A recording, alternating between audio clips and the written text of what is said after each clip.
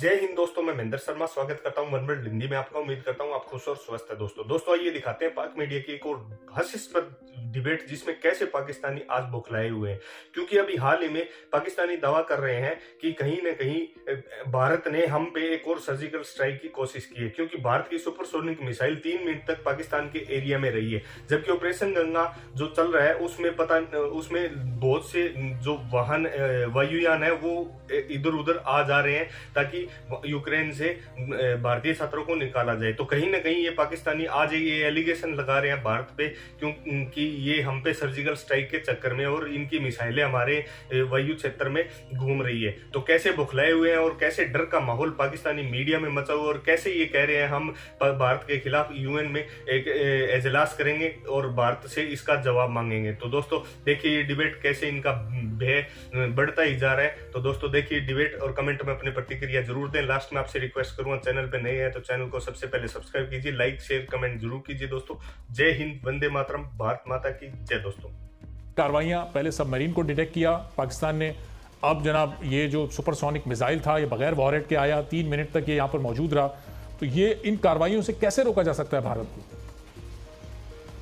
देखिए ये दोनों जो कार्रवाइयाँ हैं ना, जो पार्लियामेंट हाउस ये या पार्लियामेंट लॉजेस में जो हुआ और जो पाकिस्तान के बॉर्डर्स पर हो रहा है या पाकिस्तान की फ़ज़ाई हदूद में हो रहा है, ये इसका बड़ा गहरा ताल्लुक है आपस में। अच्छा, पाकिस्तान के अंदर इंस्टेबिलिटी की कोशिश की जा रही है और यहाँ पर जो अदम एतमाद के जो लोग बात कर रहे हैं वो ये कह रहे हैं कि आप अमेरिका के खिलाफ क्यों बात कर रहे हैं, आप यूरोपियन यूनियन के खिलाफ क्यों बात कर रहे हैं, आप खारजा पॉलिसी में आप ये क्यों कह रहे हैं कि जी एब्सोल्युटली नॉट, ये आपने क्यों कह दिया है। तो दूसरी तरफ जो हमारे बॉर्डर्स हैं वहां पर आप ये देखें कि पिछले 1 महीने में 3 हफ्ते में सबसे पहले तो हमें ये पता चला कि उनकी एक सबमरीन आई पाकिस्तान की हदूद में आई, फिर उसके बाद आज जो पता ये चला कि जनाब एक उन्होंने मिसाइल मारा है और ये बड़ा खौफनाक हमला था। देखें वो उसकी जो रास्ता उन्होंने बताया वो रास्ता उसने इख्तियार किया जो पाकिस्तान की कमर्शियल एयरलाइनर्स करती हैं,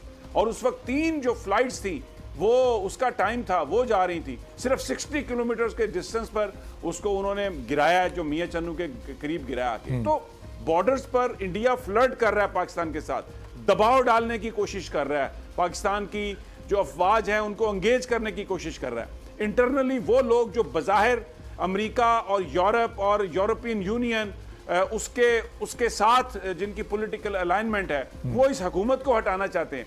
तो मैं क्या कहूं, सबको समझ आ रही है कि ये क्या है। अब तो आज तो बिल्कुल बिल्ली नहीं बिल्ला थैले से बाहर निकल आया। जो कुछ हुआ है इसका आपस में ये बिल्कुल जुड़ा हुआ है। ये चीजें पाकिस्तान में इंस्टेबिलिटी पैदा करने की कोशिश की जा रही है। रशिया का जो वजीर आजम का जो ट्रिप है, उसके बाद चाइना का जो ट्रिप था, CPEC पर जो हम बात कर रहे हैं, यूरोपियन यूनियन को जो हमने कहा है कि आप ये डिस्क्रिमिनेट कर रहे हैं, तो इंटरनेशनल एस्टेब्लिशमेंट वो उसको ये चीजें पसंद नहीं है। और इस खित्ते में through India they are operating, India quad में भी है, इंडिया अमेरिका का साथी है, तो ये चीजें रिलेटेड हैं। और ये अगर कौम मुत्तहिद ना हुई और नई लोगों ने पहचाना तो आने वाले दिनों में आई फियर कि ज्यादा इस तरह की वाकयात होंगे। लेकिन ये तो credit goes to Pakistan air force, credit goes to Pakistan navy and also हमारी जो बर्री फौज है जो बॉर्डर्स पर खड़ी है कि वो भारत का मुकाबला कर रहे हैं। लेकिन अफसोस कि आज DGISPR ने जब ये बात कही कि इस पूरे सिस्टम में हमारा सियासत से कोई लेना देना नहीं, हमें आप बहस की बात हो रही है, ड्रैगन करने की कोशिश हो रही है, we are not in the politics, our business is only to defend this country. सही। तो अब समी साहब ये जो आज पार्लियामेंट लॉजेस में ये पूरा एक्शन ड्रामा हुआ है, ये अब इसका हुकूमत को आप समझते हैं कि कुछ नुकसान हो सकता है? जो पुलिस एक्शन हुआ, ज़ाहिर है अंसारुल इस्लाम के लोग वहां पर मौजूद थे, पुलिस वहां पर पहुंची। अच्छा समी साहब, मैं आप बातचीत शुरू करते हैं। सिद्दीक साजिद साहब जो इस प्रेस कॉन्फ्रेंस को कवर भी करते हैं, नुमाइंदे खुसूसी हैं, बोल न्यूज़ के हमारे साथ मौजूद हैं, सीनियर रिपोर्टर हैं।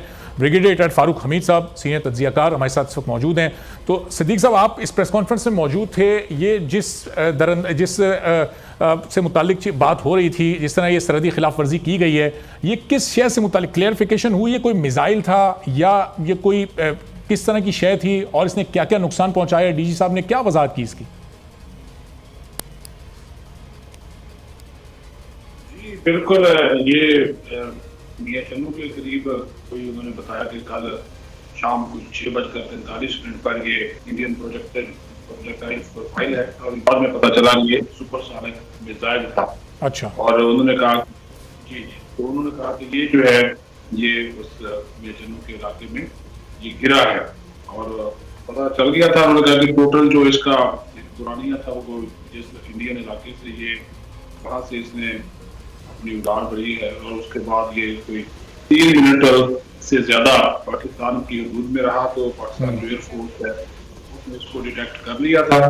और उन्होंने कहा कि इसकी जो पाकिस्तान की फजाई हदूद की खिलाफ वर्जी हुई, और उसके बाद उन्होंने कहा कि फॉरेन ऑफिस को तमाम तर तफसीलात दे दी गई है। अब इंडिया से भी इसकी जो वजाहत है वो मांगी गई है।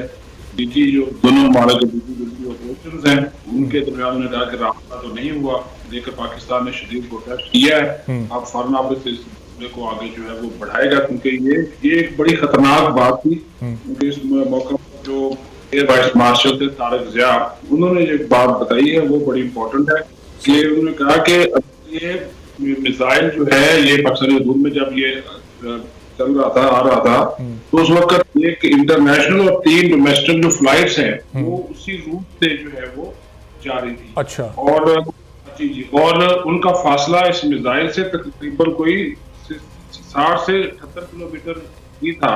अच्छा। तो अगर ये उसको लग जाता या उनको ये टारगेट कर लेता तो ये बहुत बड़ा एक इंसानी अलमिया भी हो सकता है, क्योंकि उसमें उन्होंने कहा कि सऊदी एयर, कतर एयर्स, इसके अलावा इस्लामाबाद, कराची, लाहौर की जो परवाजें थी वो भी चल रही थी।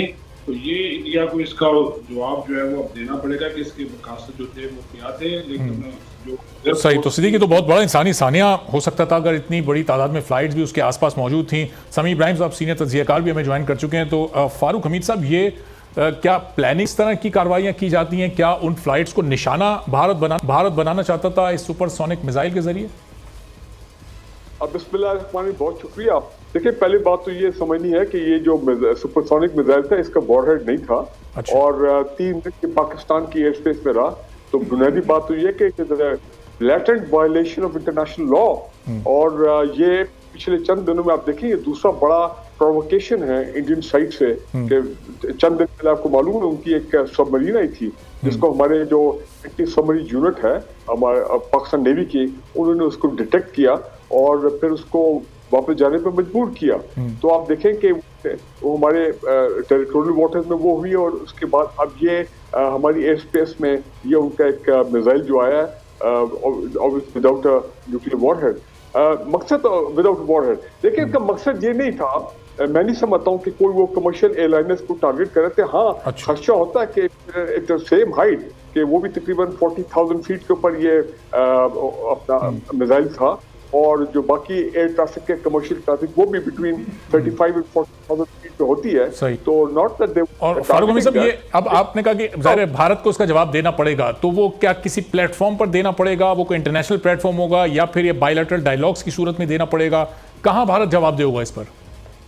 देखिए, इस पे तो यही है जो डिप्लोमेटिक तरीका है कि there will be a very strong protest by the foreign office, and may be कल सुबह उन्होंने कि उनके इंडियन हाई कमिश्नर है, he been called to the summon to the foreign office, और एक पूरा पाकिस्तान का फॉर्मल प्रोटेस्ट होगा और कहा जाएगा कि इंडिया जो है वो बताए कि ये क्या वो गलती से उन्होंने किया है या उनकी कोई टेस्ट लॉन्च थी, ये कैसे और जो रूट बताया गया एडीएम तारिक ने, पीएफ के जो स्पोक्समैन है, और कैसे वो किया है पाकिस्तान में। तो मैं तो ये समझता हूँ कि ये हमारी एयर डिफेंसेस को चेक करना, उनके अलर्ट लेवल को चेक करना कि how do we respond in such a situation. और इसी तरह जो उनकी नेवल शिप सबमरीन आई थी, उसका भी मकसद ये था कि हमारे जो इस तरह के जो कोस्टल डिफेंसेस हैं, मैरीटाइम डिफेंसेस हैं, उनकी अलर्टनेस को चेक किया जाए। और मैं कहता दोनों में अल्हम्दुलिल्लाह बाय द ग्रेस ऑफ अल्लाह हम कामयाब हुए और दोनों में उनको शिकस्त हुई है। लेकिन इंपॉर्टेंट बात मैं ये कहना चाहता हूँ कि देखिए इस वक्त